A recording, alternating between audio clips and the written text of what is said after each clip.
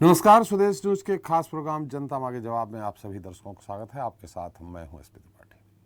साल 2024 में होने वाले लोकसभा चुनाव को लेकर सियासी बिसात बिछने लगी है। राजनीतिक दल एक से बढ़कर एक दांव चल रहे हैं। इस बीच जुबानी जंग भी लगातार जोर पकड़ रही है। खैर, महारण के सियासी अखाड़े में किसका दांव सटीक बैठेगा, यह तो अभी भविष्य के गर्त में समाहित है। लेकिन फिलहाल भारत जोड़ो यात्रा का नेतृत्व कर रहे राहुल गांधी इस वक्त सुर्खियों में है। हर एक सियासी दल की नज़र उन पर है। हालांकि ये और बात है कि कोई भी राहुल और उनकी यात्रा को दमदार नहीं बता रहा है, लेकिन राजनीतिक जानकारों की माने तो ये जनता पर अपना प्रभाव डाल रही है। राहुल की इस यात्रा को लेकर लोग खूब चर्चा भी हो रही है। इतना ही नहीं, भारत जोड़ो यात्रा जहां से भी गुजर रही है वहां जन सैलाब भी उमड़ रहा है। बड़ी बड़ी हस्तियां भी राहुल गांधी के साथ कदम ताल कर रही हैं। राहुल गांधी के नेतृत्व वाली भारत जोड़ो यात्रा अगले हफ्ते ही मध्य प्रदेश में भी प्रवेश कर जाएगी। ऐसे में यहाँ कांग्रेसी विशेष तैयारियों में जुटे हैं। दूसरी ओर बीजेपी राहुल की इस यात्रा को फीका करने के लिए खास रणनीति भी बनाई है। आखिर रणनीति क्या है? वहीं भारत जोड़ो यात्रा में राहुल की रफ्तार कितनी असरदार है, ये मध्य प्रदेश के साथ देश की सियासत को बदल पाएगी या नहीं? जनता मांगे जवाब में चर्चा इसी को लेकर होगी। आज के मुद्दे रफ्तार कितनी असरदार।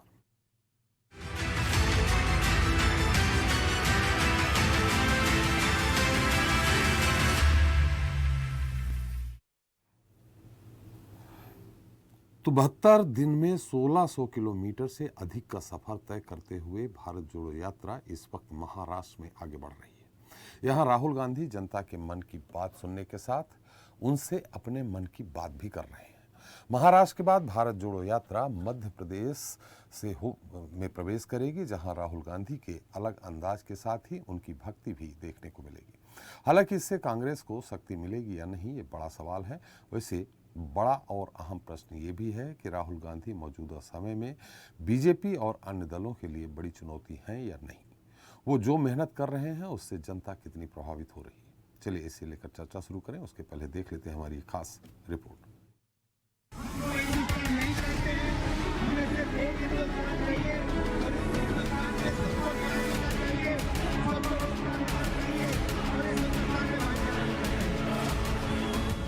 सियासत के सबसे बड़े रण यानी लोकसभा चुनाव में अब 1.5 साल से भी कम का वक्त बचा है। ऐसे में सभी राजनीतिक दल कमर कसे हुए हैं, पूरी तरह से सक्रिय नजर आ रहे हैं। जहां प्रधानमंत्री नरेंद्र मोदी अकेले अपने दम पर भारतीय जनता पार्टी की गाड़ी को लगातार आगे लेकर जा रहे हैं, तो वहीं विपक्षी दल अब तक ये फैसला नहीं कर सके हैं कि वो मोदी का मुकाबला मिलकर करेंगे या उन्हें खुद अपने दम पर चुनौती देंगे। वैसे बात सिर्फ कांग्रेस की करें तो पार्टी के कई बड़े नेता लगातार ये बात कहते नजर आ रहे हैं कि पीएम मोदी और बीजेपी को अगर कोई चुनौती दे सकता है तो वो है सिर्फ राहुल गांधी। खैर, कांग्रेस के इस दावे में दम है या नहीं ये अलग विषय है, लेकिन फिलहाल राहुल गांधी जिस तरह से भारत जोड़ो यात्रा का नेतृत्व करते हुए आगे बढ़ रहे हैं, वो लोगों को हैरान जरूर कर रहा है। कोई शक्ति इस पद यात्रा को नहीं रोक सकती, क्योंकि ये पद यात्रा हिंदुस्तान की आवाज है। My mother and my grandmother Indira Gandhi ji fought an election from here and got wholehearted support.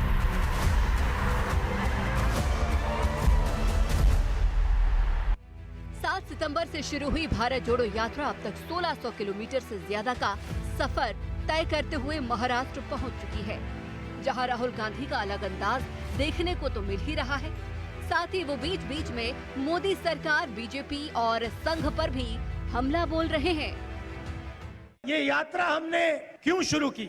हमने इस यात्रा को नाम भारत जोड़ो यात्रा दिया क्योंकि हमें लगा और करोड़ों लोगों को लग रहा है कि बीजेपी आरएसएस की विचारधारा, नफरत की विचारधारा, हिंसा की विचारधारा देश को बांट रही है, देश को कमजोर कर रही है। हिंदुस्तान पर ये एक प्रकार का आक्रमण है, ये देशभक्ति नहीं है, ये देश के खिलाफ काम किया जा रहा है। तमिलनाडु के कन्याकुमारी से शुरू हुई भारत जोड़ो यात्रा अब तक 6 राज्यों के करीब 2.5 दर्जन जिलों से गुजर चुकी है। ये यात्रा महाराष्ट्र के बाद मध्य प्रदेश में 23 नवंबर को प्रवेश कर जाएगी। फिर इसके बाद राजस्थान, दिल्ली, उत्तर प्रदेश, हरियाणा और पंजाब से होते हुए जम्मू कश्मीर पहुंचकर समाप्त होगी। राहुल गांधी के नेतृत्व वाली इस यात्रा में हजारों की संख्या में हर रोज 1000 लोग भी जुड़ रहे हैं। साथ ही फिल्मी हस्तियां और दूसरे दलों के लोग भी राहुल के साथ कदमताल मिलाते नजर आ रहे हैं। हालांकि महारण यानी कि लोकसभा चुनाव और उसके पहले कई राज्यों में होने वाले विधानसभा चुनाव में कांग्रेस को इसका फायदा मिलेगा या नहीं, उसका वोट बैंक कितना बढ़ेगा, क्या उसे जीत हासिल होगी, इसे लेकर फिलहाल कुछ भी नहीं कहा जा सकता। वैसे भारत जोड़ो यात्रा में नए नए विवाद भी जुड़ रहे हैं। बीच बीच में राहुल कुछ ऐसा भी कह दे रहे हैं जिसके बाद बीजेपी उन पर हमलावर भी हो रही है। वीडी सावरकर, हिंदी में ट्रांसलेशन कर देता हूं। सर, मैं आपका नौकर रहना चाहता हूं। ये मैंने नहीं लिखा, ये सावरकर जी ने लिखा है।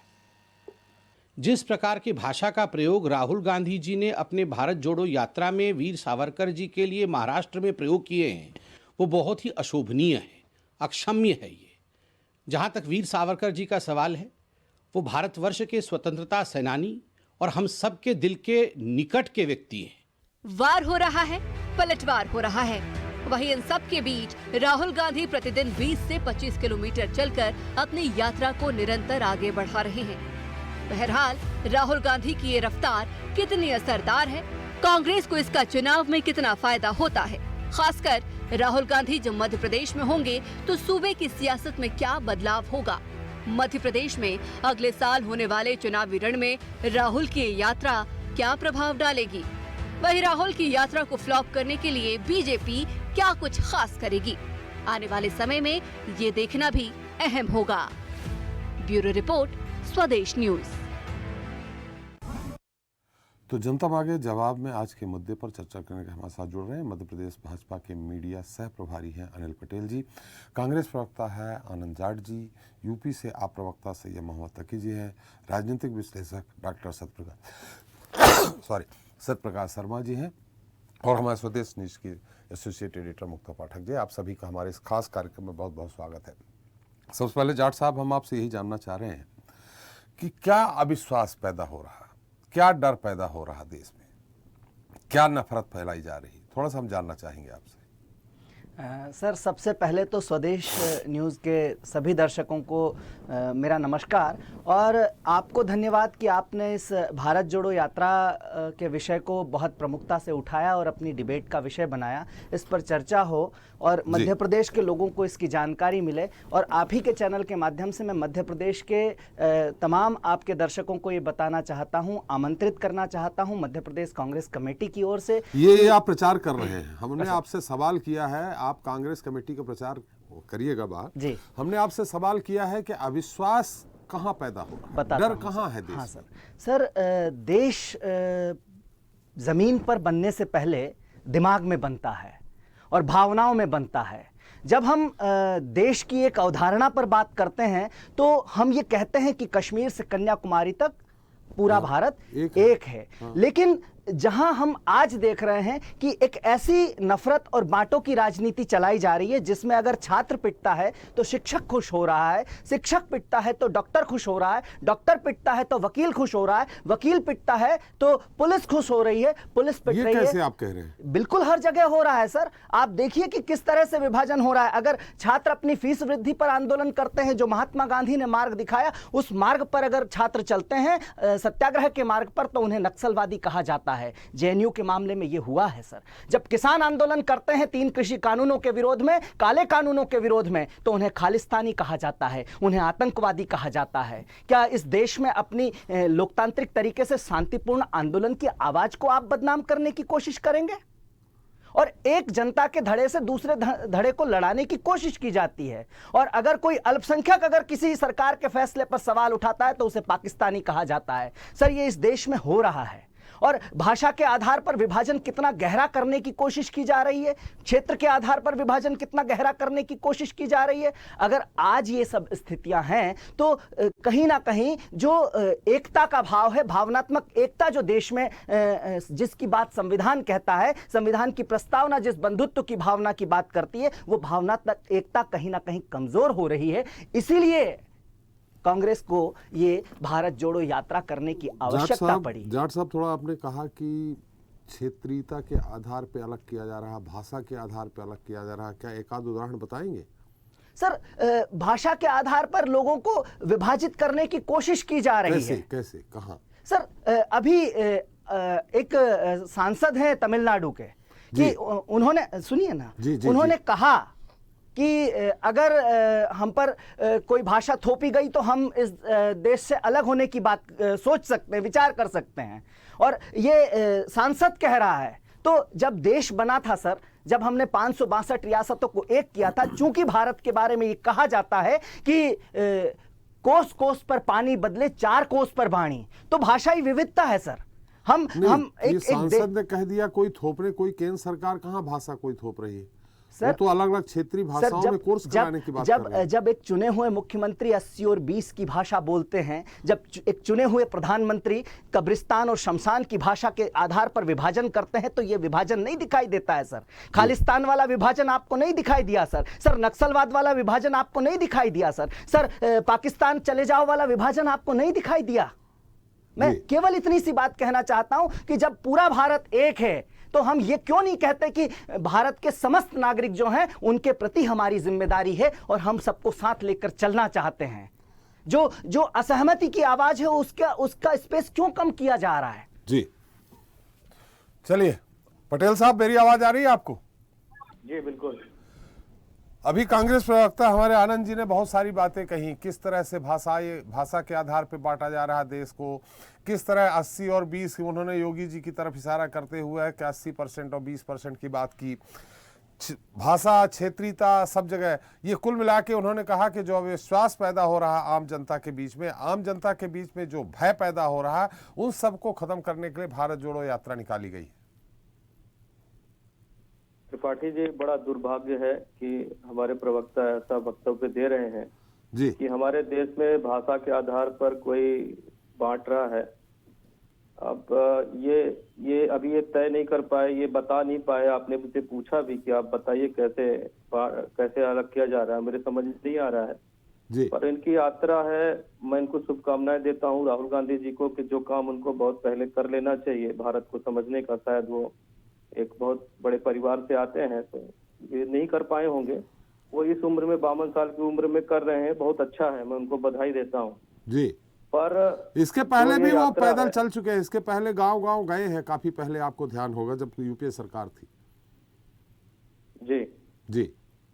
पर जो इन्होंने भारत यात्रा का नाम दिया है कि भारत जोड़ो यात्रा, जी, तो पहले तो ये तय करना पड़ेगा कि क्या भारत टूटा हुआ है, क्या भारत खंडित है, या किस भारत को जोड़ने की बात कर रहे हैं। मुझे जहां तक याद आता है कि 1947 में भारत जब विभाजन हुआ था तो पाकिस्तान का विभाजन हुआ था, और मुझे लगता है कहीं ना कहीं कांग्रेस जो वहां रही है, मुस्लिम लीग रही है, उन लोगों ने तय किया कि जाति और धर्म के आधार पर जैसा ये आरोप लगा रहे हैं, तो वो खंडन एक उस समय हुआ था। वो देखने में आया था कि भारत और पाकिस्तान का बंटवारा मजहब के आधार पे हुआ था, वो टुकड़े टुकड़े हुए थे जी। तो मुझे लगता है पहले तो उसे जोड़ने का प्रयास करना चाहिए, और जब कभी हम बात करते हैं भारत को जोड़ने की तो वो इससे सहमत नहीं होते हैं। दूसरा, इनकी यात्रा में जो टुकड़े टुकड़े गैंग है, जो नारे लगाता था कभी कि भारत तेरे टुकड़े होंगे इंशाल्लाह इंशाल्लाह, जी, तो क्या ऐसे लोग जो इनकी यात्रा में हैं, जी जी जी, बोलिए आप। ऐसे लोगों को लेकर के जो चल रहे हैं, क्या ऐसे लोगों को चलने के कारण क्या जनता इनसे जुड़ पाएगी? क्या भारत जुड़ेगा संस्कृति के आधार पे या भाषा के आधार पे जैसा ये कह रहे हैं? मुझे तो नहीं लगता है। भारत विविधता में एकता का देश है, इसको पूरा विश्व मानता है। इतनी डाइवर्सिटी होने के बाद भी कहीं न कहीं हम लोग सांस्कृतिक एकात्म हमारे देश में है, और मुझे तो कोई यहाँ पे ऐसा नहीं लग रहा है जैसा ये बता रहे हैं। और स्पष्ट करें अगर हमारे कांग्रेस प्रवक्ता तो मैं इसमें कुछ ऐलान करूंगा। जी जी जी, बिल्कुल स्पष्ट करवाऊंगा। हम एक बार तकी जी के पास चलते हैं। तकी साहब, मेरी आवाज आ रही है आपको? जी आ रही है आपकी आवाज। तकी साहब, राहुल जी की जो भारत जोड़ो यात्रा अच्छी खासी सफल होती दिख रही है, जन सैलाब उमड़ रहा है। ऐसे में विपक्ष में आप भी हैं, विपक्ष में वो भी हैं, तो क्या आप उनका पूरा साथ देंगे कांग्रेस माने राहुल जी की भारत जोड़ो यात्रा का? देखिए, मैं सबको लेकर चला था जानबी मंजिल मगर लोग छुटते गए, कारवां लुटता गया। जी जब से कांग्रेस ने यात्रा निकाली है भारत जोड़ो यात्रा, असल में ये कांग्रेस जोड़ो यात्रा है। तो जिस तरह से लोग कांग्रेस को छोड़ के जा रहे हैं, इनको जरूरत पड़ी है लोगों को फिर से जोड़ने के लिए जी। और कांग्रेस को एक साथ एक प्लेटफॉर्म पर लाने के लिए एडीआर की रिपोर्ट के हिसाब से पिछले कुछ सालों में 182 लोगों ने कांग्रेस, 182 एमएलए जो है वो कांग्रेस छोड़ चुके हैं 2016 से 2020 जी। तक। और लगातार कांग्रेस छोड़ने का सिलसिला जारी है और बहुत वरिष्ठ नेता, 30 नेता जो बहुत ज्यादा वरिष्ठ थे, जो कांग्रेस के चेहरे थे, वो अब तक कांग्रेस को छोड़ के जा चुके हैं सभी राज्यों से, चाहे उत्तर प्रदेश हो, चाहे राजस्थान हो, चाहे गोवा हो, सब जहां से लोग वहां के जा चुके हैं। इनके बहुत रिनाउंड नेता एस.एम. कृष्णन, ज्योतिरादित्य सिंधिया, राव इंद्रजीत, नारायण राणे, शंकर सिंह वाघेला, विजय वाघाना, यशपाल आर्या, हरनाम सिंह, सतपाल महेंद्र, रीता बहुगुणा, ज्योतिरादित्य सिंधिया, बहुत सारे नाम हैं। अरे बड़ा नाम छोड़ दिया आपने, एक बहुत बड़ा, गुलाम नबी आजाद जी का। गुलाम नबी आजाद तो अभी फिलहाल ही गए हैं। तो इतने लोग जो कांग्रेस छोड़ को जा रहे हैं, कांग्रेस छोड़ो प्रतियोगिता चल रही है जी। तो ये जो यात्रा निकाली गई है कांग्रेस को, वो भारत को जोड़ने के लिए कम, कांग्रेस को जोड़ने के लिए ज्यादा निकाली गई है। सारे विपक्षी दल ये कहने को कि बीजेपी से लड़ना है तो सब एक हो जाओ। ऐसे में वही जो आपने का शेर कहा कि भाई अपनों में ही दम है, गैरों में कहाँ दम था, मेरी कश्ती वहां डूबी जहां पानी कम था। आप विपक्ष में जोड़ने की बात, आप तो तोड़ने की बात कर रहे हैं। तो ऐसे में तो मुझे लगता है बीजेपी फिर 2024 में फिर से 300 पार हो जाएगी। जी, मैं तो कई बार कह चुका हूँ कि जो कांग्रेस है वह डूबा हुआ जहाज है जी, और बीजेपी एक डूबता हुआ जहाज है जी। तो अगर बीजेपी को सबसे ज्यादा धन्यवाद देना चाहिए तो कांग्रेस को देना चाहिए, क्योंकि सारे राज्यों में जहां जहां सरकारें गिरी है कांग्रेस की, वहां सबसे बड़ा योगदान जो है कांग्रेस के लोगों का रहा है। और बीजेपी की सरकार जहां बनी है, पूरी लिस्ट से मध्य प्रदेश देख लिए, मणिपुर देख लिए, गोवा देख लिए, अरुणाचल प्रदेश में देख लिए, कर्नाटक में देख लिए, महाराष्ट्र में, उत्तराखंड, जहां जहां भी सरकारें बनी बीजेपी का सबसे ज्यादा सहयोग तो कांग्रेस ने किया वहां पर। और कांग्रेस महाराष्ट्र में कहां से कर दिया कांग्रेस से सहयोग? महाराष्ट्र में तो शिवसेना ही अलग हुई। अरे शिवसेना अलग हुई है, लेकिन ज्यादातर जगह पे दूसरी पार्टी के लोग, कांग्रेस के लोग गए, कांग्रेस के सहयोग से सरकारें बनी है। तो सबसे ज्यादा बीजेपी को जो है धन्यवाद जो है कांग्रेस करना चाहिए। और कांग्रेस अगर सामने से भी आती है तो बैकडोर से बीजेपी आ जाती है। और कांग्रेस पूरी तरह से बीजेपी को रोकने में नाकाम रही है, कि हम देख रहे हैं केंद्र सरकार में भी और विभिन्न राज्यों में भी। तो जनता इस वक्त जो है एक ऐसा विकल्प चाह रही है जो राज्यों में भी और केंद्र में भी बीजेपी को रोक सके। बीजेपी को इसलिए रोक सके क्योंकि जनता महंगाई से तरस आ चुकी है जी, बेरोजगारी से तरस आ चुकी है, भ्रष्टाचार से तरस आ चुकी है जी। वो झूठे बातों से जनता आ चुकी है, नोटबंदी से जनता टूट चुकी है, जो नए जीएसटी लाई उससे जनता टूट चुकी है। इतना महंगा सिलेंडर 1100 रुपए सिलेंडर जनता कहाँ से ले? बहुत से लोगों ने सिलेंडर यूज करना छोड़ दिया है, वो लकड़ी और पुराने कोयले पे आ गए हैं, इस तरह से खाना पकाते थे। तो जनता बहुत तकलीफ में है, बहुत परेशानी में है, उसकी कहीं सुनवाई नहीं हो रही। तकी साहब, आप दोनों तरफ दाएं हाथ से भी बाएं हाथ से दोनों तरफ से तलवार घुमा रहे हैं। एक तरफ कांग्रेस को भी निपटा रहे, दूसरी तरफ महंगाई बता के बीजेपी को निपटा रहे हैं। तो क्या आपको लगता है कि कोई क्षेत्रीय दल, देखिए राष्ट्रीय दल एकमात्र है कांग्रेस, कोई क्षेत्रीय दल अपने दम पे केंद्र में सरकार बना पाएगा? चलिए आपकी मान लेते हैं, 26 सीटें आपकी गुजरात पूरी आप जीत लिए, 7 पूरी दिल्ली की जीत लिए, 26 7 33 और 10-15 आप जीत लिए, आप तो 50 सीट पे आप सरकार बना लेंगे। देखिए 2024 के चुनाव का मुख्य चेहरा, मुख्य इंजन अरविंद केजरीवाल होंगे, आम आदमी पार्टी होगी जी। और कांग्रेस भी और अन्य दल जो बीजेपी से अलग जनता को नया विकल्प देना चाहते हैं, वो सब आम आदमी पार्टी के साथ आएंगे। अभी गुजरात में चुनाव आने के बाद आम आदमी पार्टी एक राष्ट्रीय पार्टी बन के उभरेगी और राष्ट्रीय परिप्रेक्ष्य में बहुत कुछ बदलेगा। समय का पहिया चल रहा है, समय के हिसाब से चीजें बदलेंगी और सब लोग समर्थन करेंगे आम आदमी पार्टी का, अरविंद केजरीवाल का, क्योंकि जनता इस वक्त जो है वो बीजेपी के अत्याचार से परेशान हो चुकी है, बीजेपी की महंगाई से परेशान हो चुकी है, भ्रष्टाचार से परेशान हो गई है और वो ऐसी सरकार चाहती है जो उसके खर्चों को कम करे। आप कांग्रेस की युवराज को पानी पी पी के कोस रहे हैं, उसके बाद आप केजरीवाल जी को वो समर्थन करेंगे? अरे देखिए, अब पहली बार सरकार दिल्ली में बनी थी, कांग्रेस ने समर्थन किया था, नहीं किया था हम लोगों को? फिर हट भी गई थी।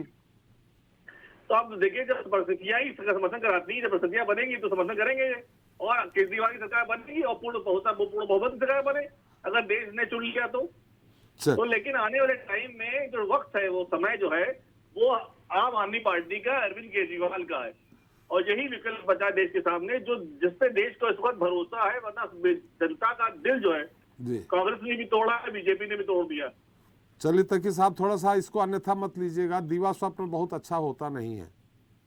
नहीं, अब समय बताएगा ना। अब समय, लोगों ने कहा था आम आदमी पार्टी दिल्ली में भी नहीं आ पाएगी, इनकी शीला दीक्षित ने कहा था कि हम ना चीज को चीज बना रहे हैं केजरीवाल को कह के। जी बिल्कुल सही कहा। शीला दीक्षित जी को केजरीवाल ने पटकनी दे दी थी और फिर चले गए थे बनारस, पटकनी खा के आ गए। ये राजनीति में तो उतार चढ़ाव चला करता है स्थिति पार्टी जी। समय के साथ साथ आदमी लोगों के साथ सीखता भी रहता है। फिर दोबारा पटखनी दी, फिर तिबारा पटखनी दी, फिर पंजाब में पटखनी दी, तो राजनीति में हम आगे बढ़ते चले। पटखनी आप कांग्रेस को देते रहे, बीजेपी को कहीं पटखनी नहीं दे पाए आप। अब गुजरात की बात अलग है, बीजेपी को कहीं पटखनी नहीं दी, कांग्रेस को दी है। मैं आपको याद दिलाना चाहता हूं, दिल्ली में जब आम आदमी पार्टी पहली बार चुनाव लड़ी थी तो कांग्रेस की सरकार नहीं, बीजेपी की सरकार बनने की ज्यादा संभावनाएं थी। संभावना की बात नहीं, देखिए आम आदमी पार्टी ने बीजेपी को पटखनी दी थी। खुराना जी के बाद सुषमा स्वराज जी, साहिब सिंह वर्मा, इनके बाद कोई मुख्यमंत्री नहीं बना वहां, लगातार 15 साल शीला जी रही। एसपी त्रिपाठी जी, आप याद करिए, उस समय जब चुनाव हो रहा था, बहुत से न्यूज चैनल जो बीजेपी के प्रदेश अध्यक्ष थे डॉक्टर साहब, उनको हर्षवर्धन जी को मुबारकबाद देने लगे थे कि आप मुख्यमंत्री बनने वाले दिल्ली में। आप ये थोड़ा सा याद करिए, सरकार किसकी थी? तत्कालीन सरकार किसकी थी? कार्यवाहक मुख्यमंत्री कौन थे? मुख्यमंत्री बनने का सपना ही रह गया। सपना तो वहां पे हमने बीजेपी को रोका था, कांग्रेस तो हार रही थी वहां पे। भैया ऐसा लगता है कि सरकार किसकी थी? शीला जी थी, बीजेपी को था। शीला जी उस समय मुख्यमंत्री थी। शीला दीक्षित मुख्यमंत्री थी, लेकिन संभावना हर्षवर्धन जी की बनने की ज्यादा थी। अरे संभावना तो तकी साहब हमें मानते हैं कि आप गुजरात के मुख्यमंत्री बन जाए, संभावना है। लेकिन आप जो समय से हिसाब से निकल के आया, वो वहां पे हमने कांग्रेस से ज्यादा बीजेपी को नुकसान पहुंचाया, और बीजेपी पिछले 3 बार से लगातार सरकार बनाने के लिए बात संघर्ष कर रही है, सरकार नहीं बना पा रही है। अमित शाह थूक लगा के पर्चे बांट रहे थे दिल्ली में, उसके बाद उनके 7-8 सीटें 3 बार से नहीं 5 बार से कहिए। सुषमा स्वराज जी अंतिम मुख्यमंत्री थी वहां। हाँ, 5 बार। अभी तो 3 बार से लगातार आम आदमी पार्टी से मुकाबला बीजेपी का आम आदमी पार्टी का ज्यादा हो रहा है दिल्ली में, आप देख रहे हैं पिछले 3 बार से। चलिए, सत्यप्रकाश जी हमारे साथ हैं, राजनीतिक विश्लेषक हैं, वरिष्ठ पत्रकार भी हैं। सत्यप्रकाश जी, मेरी आवाज आ रही है आपको? बिल्कुल सर। भारत जोड़ो यात्रा, जिस तरह से मैंने अपने आनंद जी से भी मैंने पूछा कि भाई कहाँ अविश्वास पैदा, कहाँ भय पैदा है, उन्होंने अलग अलग की खालिस्तान, अगर किसान आंदोलन को हो तो खालिस्तान का नाम ले लिया। जेएनयू को भी उनने, अच्छा हुआ जेएनयू से बच रहे हैं आजकल कांग्रेस के लोग, लेकिन आनंद जी ने जेएनयू का नाम ले लिया। अब ऐसी स्थिति में देखिए, तकी साहब का तो अपनी डफली अपना राग है। वो कांग्रेस, एक तरफ कांग्रेस को ये तबाह कर रहे हैं, दूसरी तरफ बीजेपी से इनको लड़ना भी है, तो वो अभी राह नहीं चुन पा रहे हैं। अनिल जी कह रहे हैं कि भाई इस देश में खंडन कहाँ हुआ है पाकिस्तान के बाद, तो फिर भारत जोड़ो यात्रा कैसी? क्या लगता है, खैर इन सब से हट करके भारत जोड़ो यात्रा कितनी प्रभावी हो रही है, क्योंकि 23 नवंबर को मध्य प्रदेश में भी प्रवेश कर रही है? जी देखिए त्रिपाठी सर, कांग्रेस की आइडियोलॉजी जी सेकुलर है जी, और सेकुलर आइडियोलॉजी में जब वो पार्टी जन्म लेती है और चलती रहती है, कई बार सत्ता में आने के बाद जी, जब 10 साल सत्ता से बाहर हो चुकी है, उस समय आप देखते हैं कि आज देश में कहीं ना कहीं हिंदुत्व का एजेंडा बहुत आगे बढ़ रहा है जी, और बीजेपी पूरी उस एजेंडे को, जहां असेंबली इलेक्शन है वहां, या फिर ये कहें कि जहां 2024 की राह पर चलने के लिए ये एजेंडा सबसे पॉपुलर दिख रहा है राजनीति में जी। लेकिन मैं आपको बताऊं कि ये राहुल गांधी जी की जो यात्रा है वो क्या मैसेज दे रही है, उसका क्या इम्पैक्ट है, पहले तो ये समझे। देखिए, सबसे पहले तो राहुल गांधी की यात्रा न केवल देश के वोटर्स को अट्रैक्ट करने का एक बड़ा माध्यम बन रही है, बल्कि ये कहीं ना कहीं पार्टी के अंदर जो वोटर वोटर जो पार्टी लीडर्स हैं, वर्कर्स हैं, उनको मोबिलाइज करने का काम तो कर रही है। आपने जैसा कि देखा होगा कि कई क्षेत्र के लोग, चाहे वो लिटरेचर्स हों, पॉलिटिशियंस दूसरे पार्टीज के हों, एक्टर्स हों, एडवोकेट्स हों, कई क्षेत्र के इंटेलेक्चुअल लोग उस यात्रा से जुड़ रहे हैं। यानी कि राहुल गांधी की यात्रा लोगों को कनेक्ट करने में सफल होती दिख रही है। तभी तो कहीं ना कहीं आपको फिर बताऊं, आज भी अमित शाह हो, नरेंद्र मोदी जी हो, ये हमेशा जब कोई नेशनल इश्यू होता है या नेशनल पॉलिटिक्स होती है, उस समय केवल और केवल कांग्रेस या गांधी परिवार को टारगेट करते हैं। हालांकि वो असेंबली इलेक्शंस में कहीं जाते हैं या किसी प्रदेश में पर्टिकुलर उस क्षेत्र की राजनीति की बात करते हैं तो वो रीजनल पार्टीज पर अटैक करते हैं, लेकिन मोस्टली वो कांग्रेस को ही क्यों फोकस करते हैं? इसके पीछे कहीं ना कहीं कांग्रेस ही एक ऐसी पार्टी है जो कभी भाजपा की डगर को हिला सकती है। राष्ट्रीय दो ही दल है, कांग्रेस भाजपा। तो इसीलिए तो कहीं ना कहीं ये चीज की जा रही है। अब आपको बताता हूं कि राहुल गांधी की यात्रा और राहुल गांधी फैमिली, देखिए गांधी फैमिली ने एक ब्लॉट तो अपने ऊपर से हटा लिया, जो कहीं ना कहीं बार बार भाजपा उस पर अटैक करती है कि नॉन गांधी पार्टी प्रेसिडेंट। लेकिन ये जो फैमिली मेंबर्स हैं, चाहे सोनिया जी हो, प्रियंका हो या राहुल जी हो, ये लोग क्राउड पुलर तो हैं। क्या इस क्राउड को कन्वर्ट कर पाएंगे वोट में? एक बड़ा सवाल पार्टी के ऊपर खड़ा होता है। अब बात आती है कि राहुल गांधी की लीडरशिप क्या है।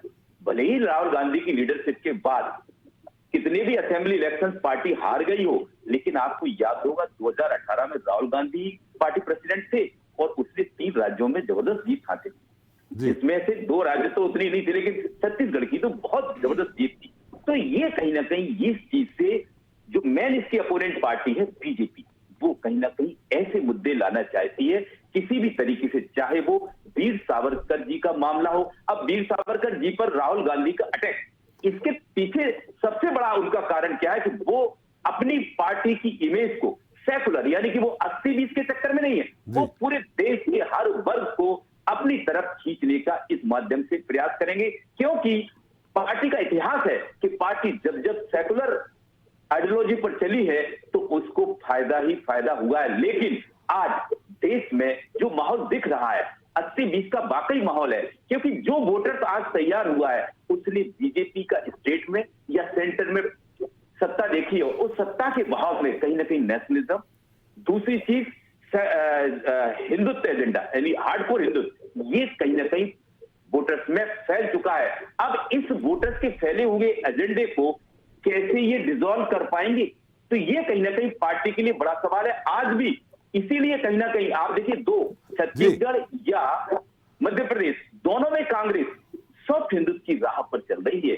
आप देखिए प्योर सेकुलर नहीं है। कमलनाथ जी के जो भी जब तक वो सीएम रहे उनके, चाहे वो 300 करोड़ का एलोकेशन का दावा कॉरिडोर का हो, महाकाल कॉरिडोर का, रामगमन पथ का हो, गौशाला का हो, या कुछ दूसरे ऐसे स्टेप हैं जो कहीं ना कहीं उनके सॉफ्ट हिंदुत्व की लाइन को आगे बढ़ाते हैं। और रमन सिंह के तो बारे में आप बहुत अच्छे से जानते हैं कि उन्होंने इस लाइन पर कितना काम किया है। तो मेरा कहने का तात्पर्य है कि राहुल गांधी प्योरली, भूपेश बघेल, तो वो आप ये जानते हैं कि कहीं ना कहीं राहुल गांधी जो मेन लीडर है वो सेकुलर, और स्टेट में कहीं ना कहीं उन्होंने इनको फ्रीहैंड किया है कि आप उस एजेंडे को भी पकड़ चले, जिसके कारण बीजेपी का जो मुख्य फोकस है उस फोकस पर बड़ा अटैक किया जा सके। लेकिन राहुल जी की यात्रा से कहीं ना कहीं जो अपोनेंट पार्टी है उसको चिंता तो बड़ी है। जिस प्रकार से आपके स्टेज पर अभी जो भीड़ दिख रही है, वो भीड़ इस चीज को दिखाती है कि कहीं ना कहीं राहुल गांधी की यात्रा सफल होती नजर आ रही है। लेकिन मुझे सिर्फ और सिर्फ एक ही मुझे सिर्फ एक ही संशय है कि ये जो भीड़ है क्या ये वोट में कन्वर्ट हो पाएगी, या फिर किसी सेलिब्रिटी की तरह राहुल गांधी की यात्रा में इतने सारे लोग जुड़कर रह जाए। जी बिल्कुल सही कहा। वैसे मैं आपको थोड़ा सा एक वाक्य सुनाता हूँ। भीड़ वोट में कन्वर्ट होगी नहीं होगी, बहुत पहले जब बीजेपी संघर्ष कर रही थी उस दौरान अटल जी की एक सभा भोपाल में थी और अटल जी की भाषण शैली को सुनने बहुत लोग, हमारे समझ कांग्रेसी भी पहुंचते थे। तो अटल जी ने भाषण देने के बाद जब सैलाब देखा, उसके बाद अपने किसी मित्र से यानी वरिष्ठ भाजपाई से कहा कि ये वोट तो लोग सुनने तो इतने आते हैं लेकिन वोट इसके आधे भी नहीं मिलते हैं, क्या कारण है। तो ये उन्होंने कहा था किसी बहुत ही सीनियर भाजपा के नेता से। मुक्ता जी, भारत जोड़ो यात्रा मध्य प्रदेश में प्रवेश करने वाली है और उस क्षेत्र में प्रवेश कर रही है मालवा निवाड़ तरफ, जहां जो भाजपा का गढ़ माना जाता है। देखिए, विंध्य हो, चंबल हो, इस तरफ नहीं गए, इस तरफ गए हैं जहां से भाजपा हमेशा जब भी सरकार बनाई है इन्हीं क्षेत्रों से उसके या विपक्ष में भी रही है, तो यहाँ उनकी सीटें ज्यादातर, और संघ का काम भी इसी मालवा और निवाड़ क्षेत्र में बहुत ज्यादा था। क्या प्रभाव डाल पाएगी, क्या भाजपा के गढ़ को ये यात्रा भेद पाएगी? जी, बहुत अच्छा सवाल है और यही सवाल जो है जिसके कारण जो है बीजेपी के खेमे में जो है बेचैनी है। और हम आए दिन देख रहे हैं, पिछले 10-15 दिन से हम देख रहे हैं कि लगातार जो है इस यात्रा को लेकर लगातार जो बीजेपी के वरिष्ठ नेता है वो हमलावर हो रहे हैं, लगातार बयानबाजी कर रहे हैं और बार बार ये कह रहे हैं कि इससे कोई फर्क नहीं पड़ेगा। अगर फर्क नहीं पड़ेगा तो आप 15 दिन से क्यों बात कर रहे हैं राहुल गांधी की यात्रा की? अभी तो आई ही नहीं है जी, 23 से शुरू हो रही है, 20 को हालांकि वो पहुंच जाएंगे, लेकिन 2 दिन का गैप है, वो गुजरात दौरे पे जा रहे हैं और 23 से उनकी यात्रा मध्य प्रदेश में है और 5 दिसंबर तक है। तो आप 15 दिन पहले से क्यों इतने स्टेटमेंट्स दे रहे हैं अगर कोई नहीं? और एक अभी जो बात आ रही थी कि ये भारत जोड़ो यात्रा नहीं है, कांग्रेस जोड़ो यात्रा है, तो इसमें गलत क्या है? मेरा सवाल ये है कि क्या गलत है? जी, कांग्रेस अगर बिफर रही है, कांग्रेस में अभी टूट फूट है, जिस तरह से काफी सारे लोग छोड़ के जा रहे हैं, बीजेपी में जा रहे हैं, और अगर कांग्रेस को एकजुट करने के लिए राहुल गांधी ने यात्रा निकाली है तो क्या गलत है? आदमी अपने ही तो पार्टी को संभालेगा ना, वो बीजेपी को संभालने थोड़ी जाएंगे, उसके लिए यात्रा थोड़ी निकालेंगे। और जो मेन जो रीजन इसमें जो समझ आ रहा है जो राहुल गांधी की यात्रा के पीछे का है कि जो गांधी परिवार की जो एक इमेज रही है, चाहे वो सोनिया गांधी, प्रियंका गांधी, राहुल गांधी, जो इनका पब्लिक परसेप्शन है कि पब्लिक कनेक्ट नहीं है, कि ये बहुत लोगों से नहीं मिलते, उसके पीछे सिक्योरिटी रीजन रहे हैं साल दर साल। उस चीज़ को भी कहीं ना कहीं उन्होंने डिसमेंटल करने की कोशिश है इस यात्रा से, क्योंकि वो पब्लिक से ही तो मिल रहे हैं, उन्हीं के बीच में तो है। लगातार वो रोज जो है 25 किलोमीटर वॉक कर रहे हैं, सुबह और शाम को वॉक कर रहे हैं, केवल जनता के ही बीच में है। तो इस परसेप्शन को तोड़ने की कोशिश। और जो आपका जो सवाल है कि क्या, जैसे अभी आपने कहा कि इतनी भीड़ है लेकिन वो वोट में तब्दील होती है कि नहीं, अटल बिहारी वाजपेयी ने ये सवाल किया था, तो ये वाकई में बहुत अहम सवाल है, बहुत इंपॉर्टेंट है। लेकिन जिस तरह से हम देख रहे हैं कि कांग्रेस के खेमे में जो उत्साह है, कहीं ना कहीं कांग्रेस एकजुट हो रही है, क्योंकि अगले साल मध्य प्रदेश में विधानसभा चुनाव है, और जो एक जो उत्साह है, जो एनर्जी, एक रिवाइवल हम कह सकते हैं कांग्रेस का। कमलनाथ लगातार जो है कांग्रेस को बूथ लेवल तक मजबूत करने की कोशिश कर रहे हैं, और राहुल गांधी की यहाँ पे जो यात्रा आएगी उससे निश्चित तौर पे कांग्रेस में एक फर्क तो आएगा, जान तो आएगी। बट अगले साल क्या वो विधानसभा चुनाव में रंग लाएगी, ये एक बहुत बड़ा सवाल है। और ये सवाल इसलिए अभी इसका एक हम स्पेसिफिक जवाब नहीं दे सकते, क्योंकि अगले साल क्या मुद्दे होते हैं। अगले साल जब चुनाव होंगे अक्टूबर में, नवंबर में, कि यात्रा निकलने के बाद जो मतदाता है उसके मन से ओझल हो जाएगी, ये अलग बात है। ओझल नहीं, कि उस समय मुद्दे क्या रहेंगे जी, क्योंकि 1 साल है ना, अभी 1 साल बाकी है, उस समय क्या मुद्दे रहेंगे, क्या इश्यूज रहेंगे। लेकिन इस वक्त जो यात्रा आ रही है उससे बीजेपी खेमे में तो डेफिनेटली जो है बेचैनी है, और कांग्रेस जो है वो एकजुट होते हुए नजर आ रही है, एक उत्साह तो आ रहा है। जी बिल्कुल सही कहा आनंद जी। निश्चित तौर पे देखिए, इंदिरा जी तो आप मानते हैं कि कांग्रेस की पुरोधा है एक तरह से जी, क्योंकि कांग्रेस आई बनाई, कांग्रेस वो टूट चुकी है, कांग्रेस यू जो थी टूट चुकी थी, फिर कांग्रेस आई, उन्होंने ही बनाई। उन्होंने वीर सावरकर जी को महान स्वतंत्रता संग्राम सेनानी कहा था। तो क्या राहुल जी झूठे हैं या इंदिरा जी झूठी हैं? देखिए, ये मीठा मीठा गप और कड़वा कड़वा ठू वाली जो चीज़ें हैं ये नहीं चलेगी। ये संवैधानिक आपातकाल जो था उसको कहते हैं कि वो गलत था, तो ये वाली चीज़ कैसे सही हो सकती? नंबर 1 बात क्या कैसे सही हो सकती है? ये उनकी उस बात को वो कहते हैं कि वो गलत था। संवैधानिक तौर पर लगा हुआ आपातकाल था, संविधान के प्रावधानों के अनुसार था।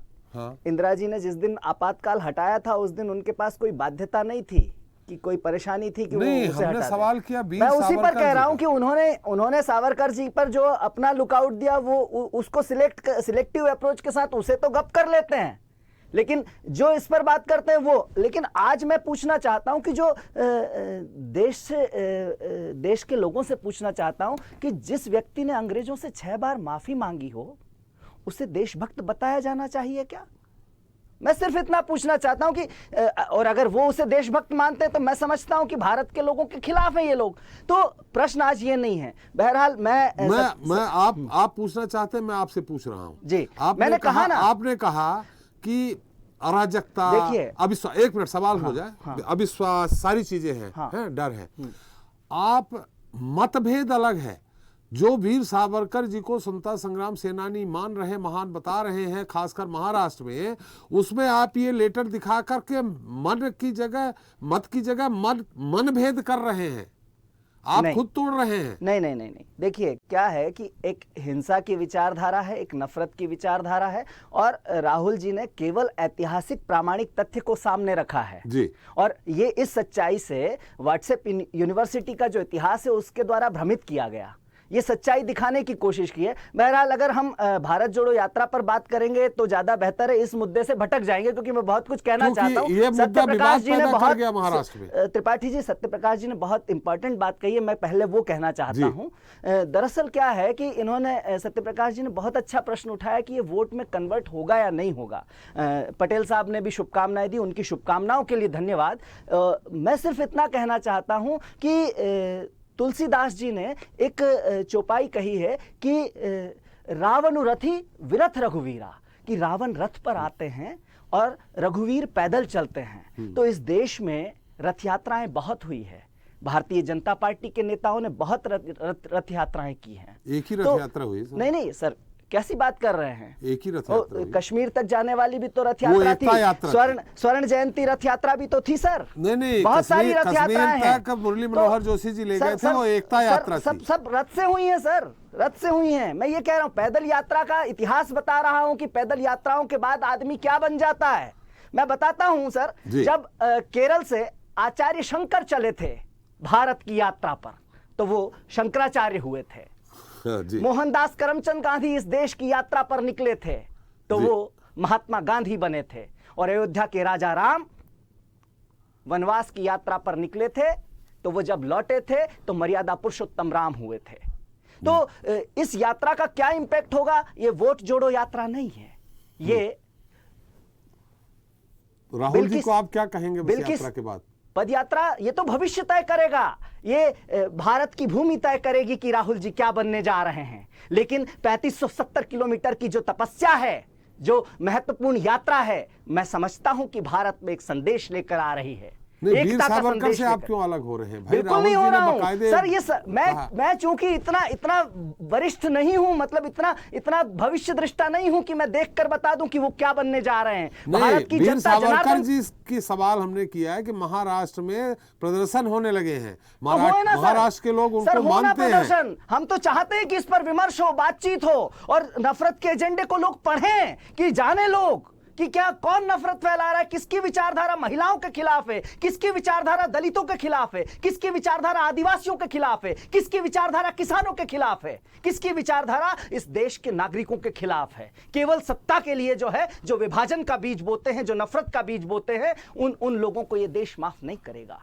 ये दिखाना चाहते हैं, ये बताना चाहते हैं, लोग पढ़ें, लोग जानें, लोग समझें, इसलिए विमर्श में आना जरूरी है।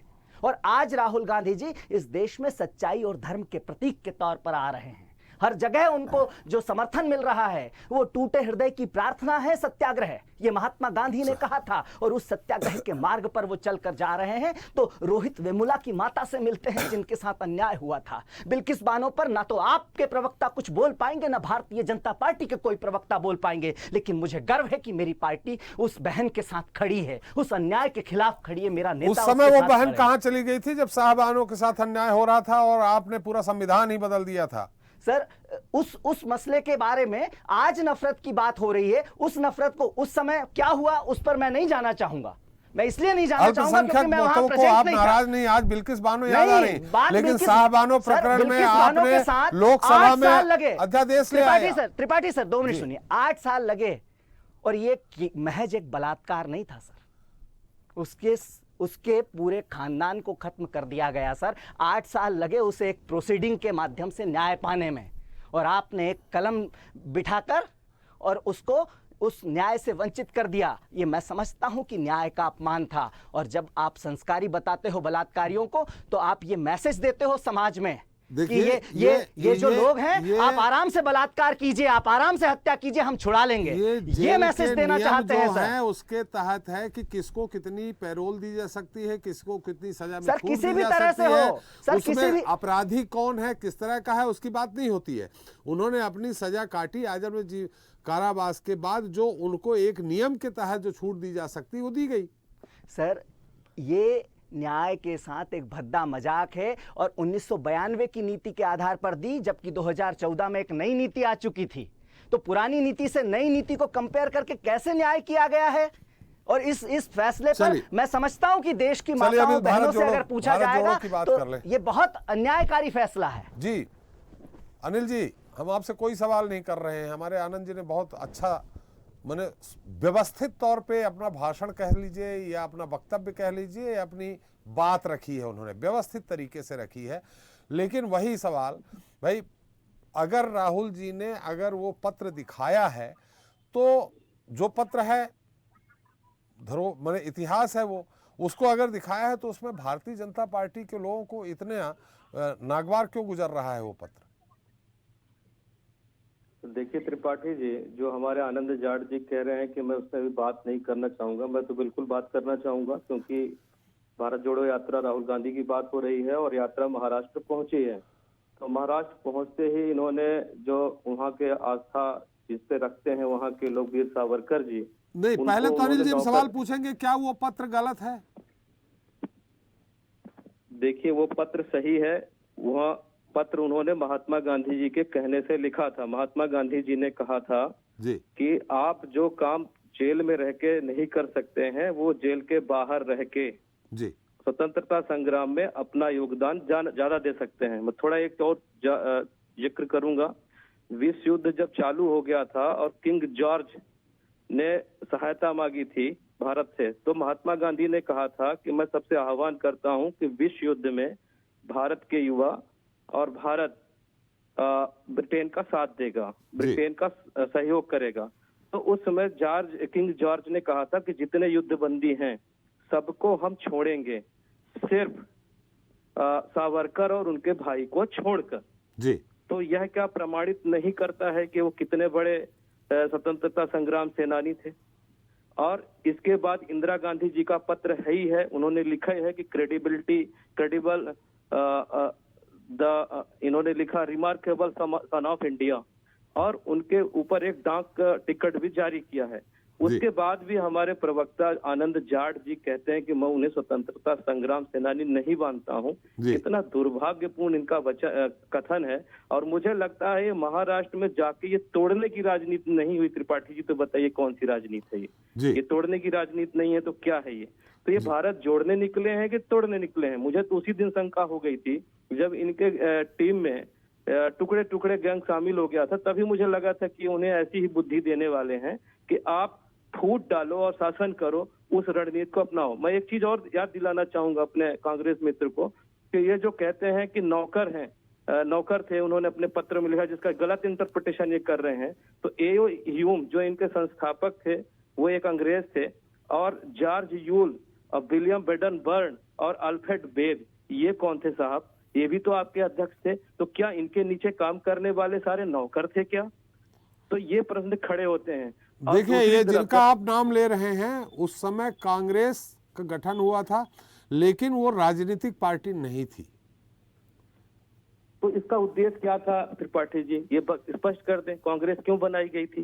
क्या इसलिए नहीं बनाई गई थी कि जो आंदोलन हो रहे हैं, जो प्रदर्शन हो रहे हैं, जो विस्फोट देश में होने वाला है, वो ऐसे लोगों की एक कमेटी बना करके कांग्रेस का गठन करके उसको दबाया जा सके, उसको डायलूट किया जा सके? तो नौकर ये हुए कि सावरकर जी हुए? सावरकर जी को वहां यातना दी जाती थी और नेहरू जी को मोतीलाल जी के पत्र पे छोड़ दिया जाता था। तो ये क्या सिद्ध करता है? आप बताइए, ये उत्तर दें इस चीज का। चलिए आनंद जी, चूंकि अभी हमारे साथ तकी साहब भी हैं। तकी साहब, सावरकर जी की बात निकल आई है, एक का कहना है कि नहीं वो फ्रीडम फाइटर नहीं थे, और दूसरे का है महानतम स्वतंत्रता संग्राम सेनानी थे। आवाज आ रही है आपको मेरी? लगता है उनके। आनंद जी अपना संक्षेप में उत्तर दे दीजिए अनिल जी का। देखिए बहुत संक्षेप में। बहुत ही अच्छी बात कही कि जब कांग्रेस बनी थी तो वो वहां अंग्रेजों के माध्यम से लोकतांत्रिक प्रक्रिया को आगे बढ़ाना था, लेकिन स्वराज की मांग जो है वो महात्मा गांधी के आने के बाद हमने पूर्ण स्वराज जो है 1929 के अधिवेशन में जवाहरलाल नेहरू जी की अध्यक्षता में लाए थे। तो कांग्रेस बहुत बदली, जैसे आपने भी जिक्र किया कि आजादी के बाद भी बदली। तो वो प्रश्न नहीं है, भ्रमित करने का प्रयास मत कीजिए पटेल साहब। मैं तो केवल ये कह रहा हूं कि आपकी पार्टी जो है विभाजन के साथ क्यों है, तोड़ने के साथ क्यों है। आइए, आपको आमंत्रित करता हूं भारत जोड़ो यात्रा में, आप आइए, स्वागत है आपका। चलिए पटेल साहब कुछ कहेंगे? तकी साहब मेरी आवाज आ रही है आपको? जी जी आ रही है जी।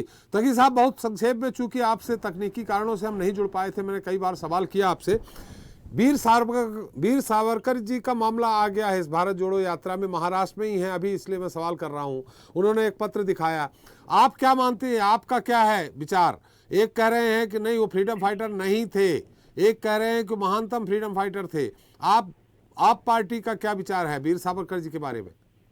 देखिए, जैसे मैंने कहा था कि जो कांग्रेस की यात्रा है वो भारत जोड़ो यात्रा नहीं, कांग्रेस जोड़ो यात्रा है, लेकिन धीरे धीरे वो कांग्रेस छोड़ो यात्रा बनती जा रही है। जैसे जैसे राहुल जी आगे बढ़ते जा रहे हैं, उनके साथी छोड़ते जा रहे हैं, उनके एमएलए छोड़ते जा रहे हैं, और कांग्रेस का साइज छोटा होता जा रहा है।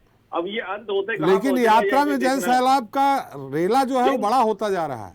देखिए, हमारे गांव में पहले बहुत लोग आते थे तमाशा दिखाने के लिए, सर्कस वाले आते थे तो भीड़ बहुत आती थी जी। तो भीड़ देखने का मतलब नहीं है वो सर्कस का जो मालिक था वो वहाँ का नेता बन जाता था। भीड़ देखना और बात है। लोग राहुल गांधी को लोग देखने आ रहे हैं, भाई वो देखिए कैसे दिखते हैं, क्या है, भीड़ चल रही है, रेला चल रहा है, लोग आ जाते हैं देखने के लिए। लेकिन वो वोट बदल जाएगा ये बड़ा मुश्किल है कहना। भारतीय जनता पार्टी हमेशा इतिहास को तोड़ मड़ोड़ के गलत तरह से प्रस्तुत करती है। ये एक तरफ तो दिखाते हैं कि भाई अखंड भारत की बात करते हैं जी कि भारत अखंड था, ये भारत यहाँ उसका निर्माण करेंगे, और उसमें अफगानिस्तान को, ईरान को, सबको ले लेते हैं। फिर कहते हैं मुसलमान बाहर से आए, वो भारत से नहीं आए।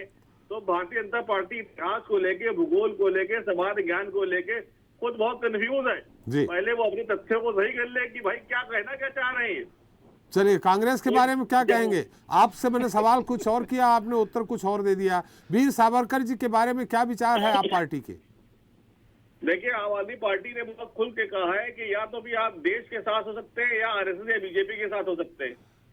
तो देश के साथ होने का मतलब है कि आप देश के लोगों का सम्मान करिए जिन्होंने वाकई में देश के लिए सहयोग दिया, बलिदान दिया है। बीजेपी बताए कि बीजेपी ने स्वतंत्रता संग्राम में क्या बलिदान दिया। एक व्यक्ति का नाम बताते हैं जिसने सावरकर जी के बारे में पूछ रहा हूँ। बड़ी सफाई से आप इधर उधर की बालें लेफ्ट कर दे रहे हैं। एक आध बाल अगर सीधी आ गई तो स्टंप उड़ जाएगा। लेकिन सावरकर जी को लेकर तो बातें बहुत स्पष्ट तौर पे कही जा चुकी हैं, और उसमें कोई दो राय नहीं है कि उन्होंने वो माफी मांगी थी, उन्होंने और माफीनामा लिखा था। तो जो व्यक्ति ने माफी मांगी वो वीर कैसे हो सकता है? चलिए, वीर कभी माफी नहीं मांगते, वो लड़ते हैं, शहीद हो जाते हैं, अपने विचारधारा पे अडिग रहते हैं। माफी मांगने वाले वीर नहीं होते। चलिए, बहुत बहुत अच्छी बात कही है सत्यप्रकाश जी। थोड़ा संक्षेप में हम जानना चाहेंगे क्या असर पड़ेगा महाराष्ट्र में, और वैसे 1952 से लेकर के 48 से लेकर 52 से लेकर आज तक कांग्रेस की ये दुर्दशा कभी नहीं रही कि नेता प्रतिपक्ष न बना पाए। 77 में भी चुनाव हुए थे, लहर थी जनता पार्टी की, फिर भी इससे कहीं बहुत ज्यादा सीटें आई थी। ऐसी स्थिति में ये भारत जो यात्रा जब भी हुई है, जिस दल की भी हुई है, जिस पार्टी के बड़े नेता ने यात्रा की है, फायदा मिला है, निश्चित तौर पे सीटें बढ़ी हैं।